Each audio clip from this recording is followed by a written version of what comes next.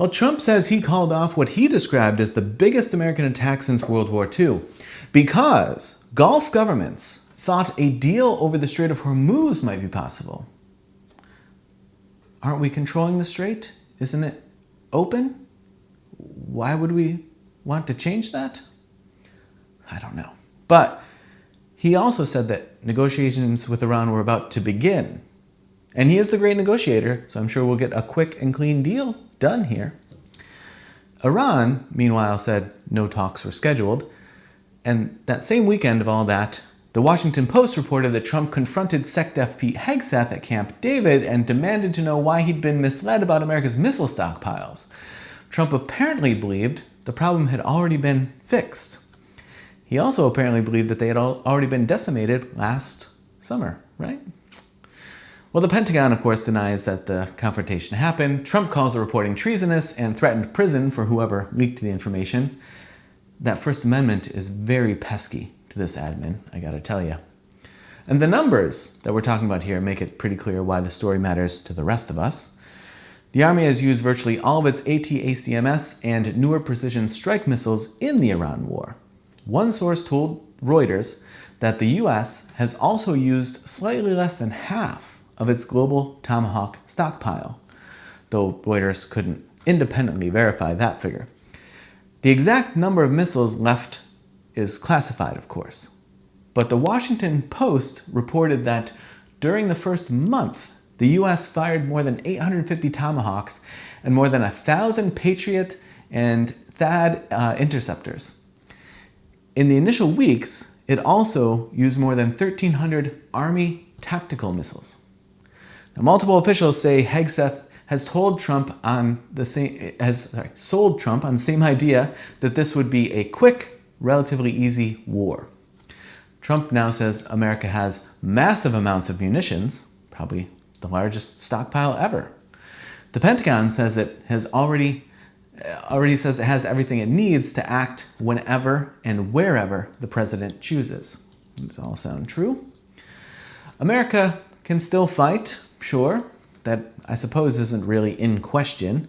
But what it's running low on are several of the weapons that allow the US to fight from farther away and with less immediate danger to the people carrying out those orders. Long-range precision missiles let the military strike from a safer distance. Patriot and THAAD interceptors protect troops. Bases and allies are also protected from incoming attacks by them. There are cheaper, more plentiful bombs available for offensive strikes, and using them might require aircraft to fly closer to Iranian defenses and depend more heavily on air superiority. But the risk doesn't disappear. Pilots take on more of that risk. So do troops and allies and civilians. The shortages might not end this war completely, though they can make continuing it considerably more dangerous. If any of that leadership cares, I don't know. But they also can't be fixed on anything resembling Trump's preferred timetable. He says factories are ramping up. Maybe they are. These weapons still take years to build. CSIS estimates that restoring Patriot, THAAD, and Tomahawk inventories to their pre-war levels could take 3 years or more. The US also entered this war with shortages already in place. It's now spent weapons that may also be needed for Ukraine, for Allied defense, or for a future conflict in the Pacific. A president can make a foreign policy decision in an afternoon. Rebuilding an arsenal afterward, though, is a different matter. And the admin knew that before the war began. They knew a lot of things before the war began. They just thought that they wouldn't apply. This is what happens when you never have consequences for anything. I don't know, has Congress authorized this yet? I suppose not. The admin never asked for a declaration of war, of course, or an authorization for use of military force. Congress has voted repeatedly to restrain it, and Trump has continued anyway. But now the inventory itself may be limiting what they can do next. We'll see. Now his response hasn't been to explain the trade-offs or ask Congress for the authority the Constitution assigns to Congress. He's threatening people who exposed the problem. That tells us quite a bit about how this war is being governed, how it's going. Congress voted, the war continued, the constitutional system failed to impose an effective limit, so the practical limit might now be whatever's left on the shelves, if you will. This story is much bigger than whether Trump yelled at Pete Hegseth.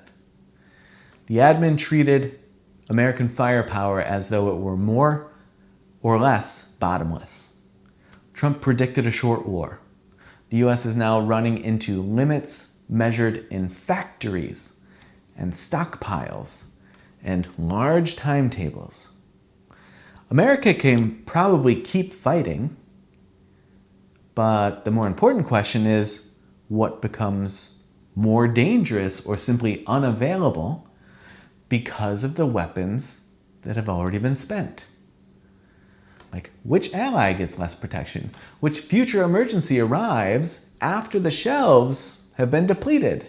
Which I guess is sort of now. Which service member is asked to take on more risk because of this? The public doesn't know yet, and the admin seems determined to keep it that way. Self-government, that's the standard. I'll see you soon.